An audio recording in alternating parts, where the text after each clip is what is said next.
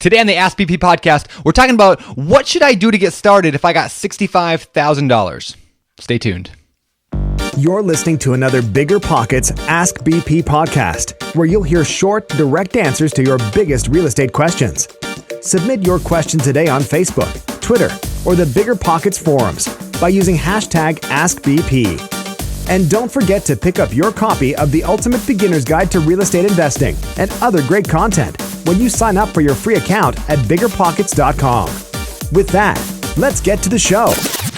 Hey everyone, what is going on? My name is Brandon. You're watching or listening to the Ask BP podcast here on either iTunes or on Stitcher or on YouTube or maybe just directly on BiggerPockets. Really excited about today's episode. Today we're talking about the idea of how should I get started with a certain amount of money. I got an anonymous question from somebody. I'm not going to say their name because they asked me not to, but they asked the question, I've got $65,000 and I'm looking to jump in. What would you do? So that's what we're going to talk about today. I like this question, but at the same time, it's a difficult question because there's so many things that could be done, right? I love real estate, and one of the reasons I love it so much is because of the wide variety of things that a person could do. Like, you could flip houses, you could do wholesaling, you could do rental properties, you could do commercial, you could do, all sorts of stuff. I wrote a blog post a long time ago called 100 Ways to Make Money in Real Estate. And it was an easy post to write because there's well over 100. I mean, I think in the comment section of that post, there was a bunch of other ideas. So it's a hard question exactly what should you do to get started if you got 65 grand. A couple things I will say though before I get into specifics of a plan or two. Number one, when you have money and you're just getting started, you are like a loaded shotgun. All right, so you've got this shotgun, it's loaded, you're walking around and you've never taken gun safety. And so then you shoot yourself in the foot and start crying and stuff because you messed up. And that happens in real estate all the time. Having money in real estate can be a dangerous thing. It makes you not care so much about finding a great deal because it's well, I got the money, I might as well just buy it. There's this I don't know, feeling that people get of it's easier just to go spend the money. I mean, so anybody could go use that $65,000 and just go buy a property. There's a lot of properties out there, maybe not in a major city. If you're in San Francisco or LA or Seattle, it's probably not going to find a good price for $65,000. But if you want to invest out of the area or a couple hours away from a city, you could find a house or something for 65 grand, and it might be a terrible idea. So just because you got the money doesn't mean that you're necessarily better off. If you're listening or watching this right now and you don't have that $65,000, don't feel bad. That's actually, like I said, it's not necessarily a good thing to have all that money. That said, when you have all that money, if you know what you're doing, you can really supercharge your investing by having money to get started. And so that's kind of the approach I'm taking. The fact that this person asked me this question directly and asked that I talk about it here on the Ask BP podcast means that they are somebody that wants to learn how to do it right. And there's a lot of people listening or watching that are probably in the same boat. They've got some money, but they want to know how to invest it without losing it, without being too much at risk. And so what should you do with that money? Let me talk about a few different plans. Before I talk about the plans, let me say this. The specific plan you choose is going to depend on a lot of things, obviously. For one, your job. What do you do for your job? Do you want to quit your job? Is that what your plan is? Do you have a good job? Do you make a ton of money? Or is this $65,000 it? Are you quitting your job and you've got $65,000 to make a living? Those are two very different plans that they would require. Most likely, if you plan on quitting your job and just being financially free with 65 grand, you're going to have to hustle and work, and real estate's going to have to be a business, not an investment, meaning flipping or, quick turn, maybe an apartment complex or something maybe, but even that, unless you're living really cheap, 65 grand would be pretty hard to make a livable income off investing that. Figure it this way. Let's say you were really good at investing that 65,000, really good at it, and you were able to get 20% return on your money. 20% is pretty good return on investment. Can we all agree on that? It's pretty rock solid. If you were to get 20% return on that money, 20% on $65,000 is what, 13 grand? You'd make $13,000 a year. That's it. That works out to just a little bit over $1,000 a month. Look at you, heavy spender. So, what are you going to do? That's not going to work. So, you're going to need to have a job in order to do that. Now, you could choose a job that was real estate related, such as Flipping houses. 65 grand would be a really awesome seed money for flipping houses. If you plan on doing that, please do your homework. You could lose a lot of money. You could lose all your money on a flip that didn't turn out right. I've lost money on flips before. It sucks. So the first thing, make sure you do your research. I would highly recommend picking up a copy of the book on flipping houses. It was written by Jay Scott. You can get it on Amazon, or you can get it at biggerpockets.com/flipping book. Amazing book on how to flip houses. Read that before you flip houses. So if you wanted to go the flipping route, you could do that. If you wanted to just, let's say you don't want to quit your job, you just want to invest that and grow that money. So then you could go rental properties. That's great. However, let's also talk about like your income level. Do you make a lot of money at your current job? If you're going to keep your job, do you make a lot of money? Are you able to continually add to that 65,000, or is that it? I mean, these are just questions you want to ask yourself. Is this the only, did you get an inheritance, or is this just money you saving, and over the years you'll save more and more? I think it's just important to know that as well. Goals, what are you trying to get out of this? Again, are you trying to quit your job? Are you trying to pad your retirement? Is your retirement 30 years away, or is it 5 years away? Is your plan to travel Europe every year for 3 weeks and just enjoy the fruits of your labor? Or what is it exactly you want? Probably to spend more time with your family. That's usually most people's answer.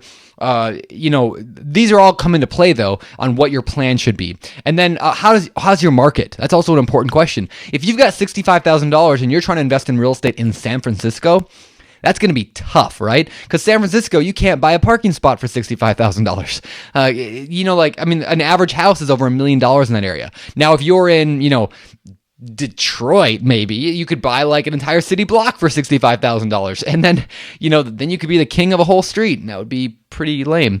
And so what does your market look like? The market you're going to buy in. Now, you don't have to buy in your market. If you live in San Francisco, you don't have to invest there. You can invest in anywhere if you wanted to, and that's a whole nother topic for a whole nother day on investing at a distance. But just keep in mind that is a possibility, that is an option. So knowing those things, kind of your job, your income, your goals, your market, what should you do?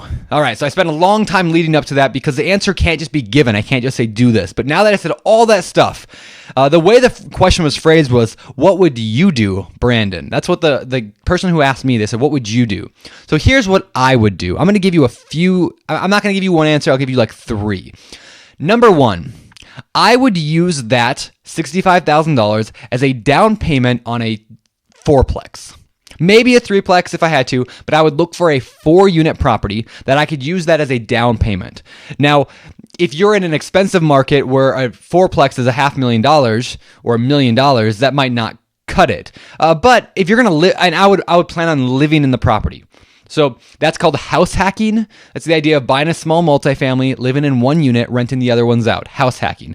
The great thing about house hacking is you can get in for a down payment of just 3.5%. So on a $100,000 property, $3,500, and you'd still have $60,000 left to go, and you could, use that for something else. So I would start with house hacking. Now, if you're in the $500,000 range, 3.5% is more like, what are we at? 500,000.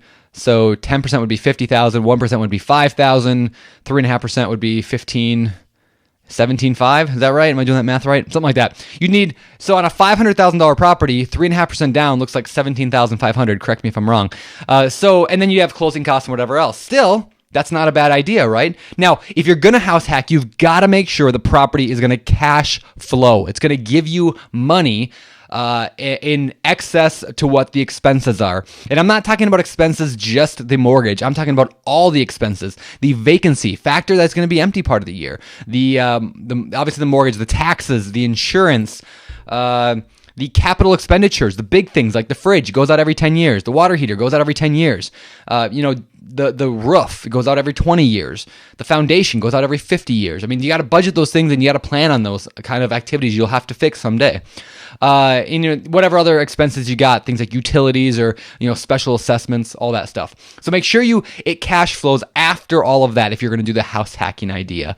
I like house hacking for a couple of reasons. One, house hacking gives you the ability to kind of put training wheels on your investing. You get to learn about how to invest in real estate, in rental properties, while while you're doing it, but without the massive fear of I'm going to lose everything, because you're there. You can take care of things. If, like the tenant has a problem in the middle of the night, you could go and fix the problem in the middle of the night. You live there. You don't have to live there forever, of course. You don't. Usually house hacking requires you to live for a year and then move on. So not a big deal, but just keep that in mind that house hacking is a viable strategy that you could do to get started. So that's option number one. I would probably do if I had $65,000. I would find a nice fourplex, let's say $200,000, and that needed some work and that I was willing to put the sweat equity in on. And I would buy that with a 3.5% down payment. I'd use the rest of the money to fix the property up a little bit nicer, just so I can build some instant equity in it. And then let's say I bought it for $200,000. Now it's worth $300,000 because I fixed it up.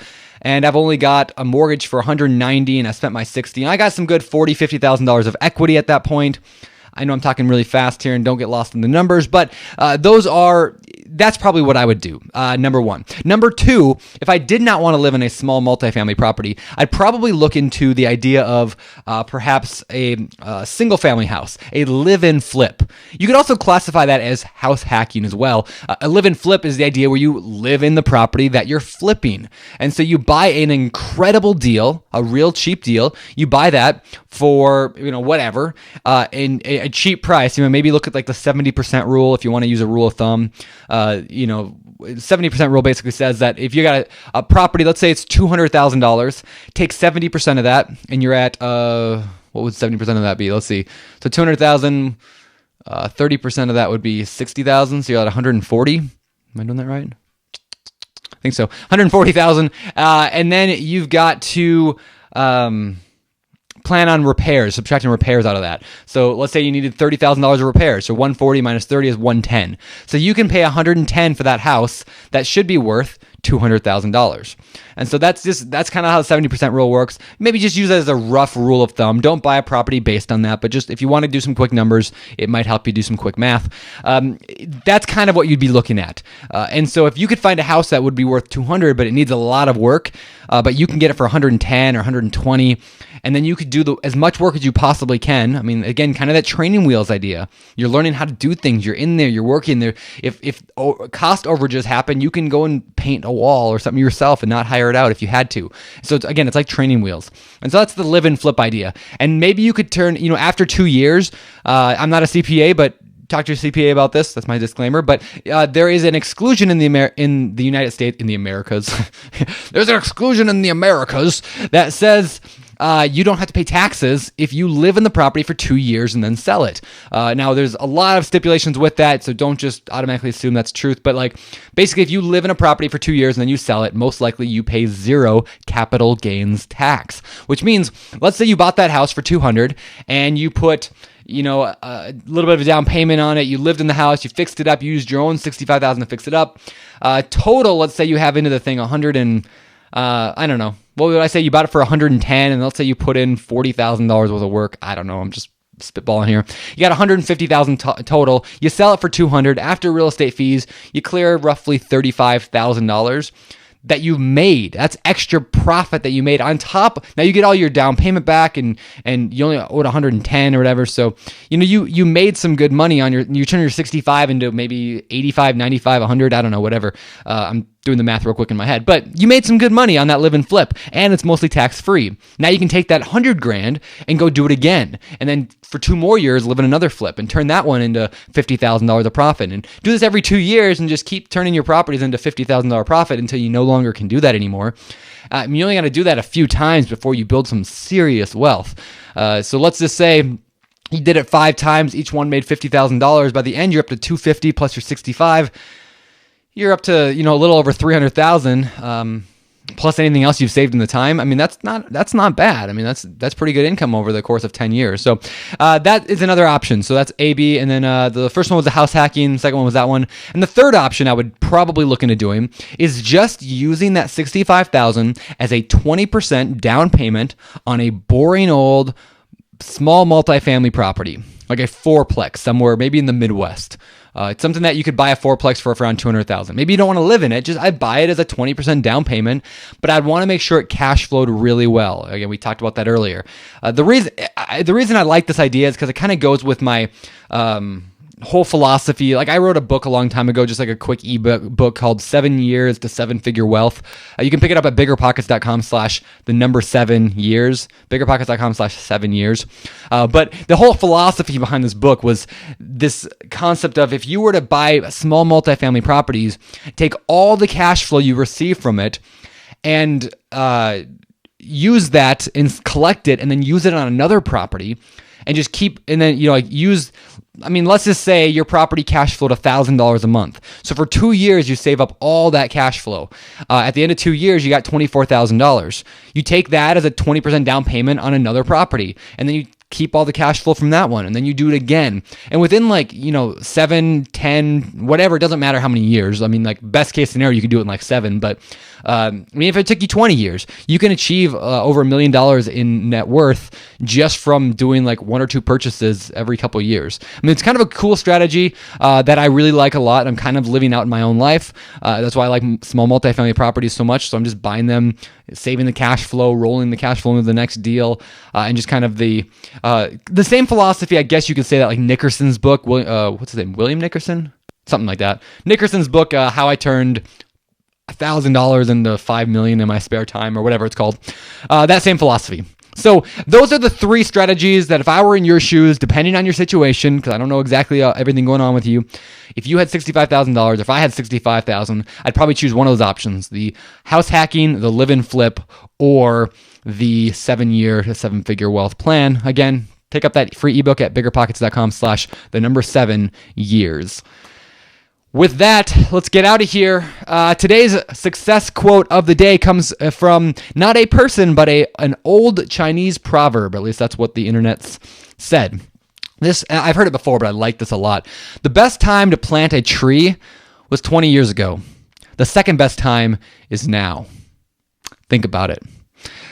I'm taking off, so you can sit there and think about the Chinese proverb for a while, but in pursuit of your dreams and everything you're trying to get in life, don't just learn and listen, but take action. Get out there, get off the bench. For BiggerPockets and the Ask BP podcast, my name is Brandon, signing off. You've just heard another episode of the BiggerPockets Ask BP podcast. Submit your question today on Facebook, Twitter, or the BiggerPockets forum by using hashtag AskBP. And for more incredible real estate investing tools and education, including a free download of our book, The Ultimate Beginner's Guide to Real Estate Investing, head over to BiggerPockets.com and sign up for your free account today. We'll see you on the next show.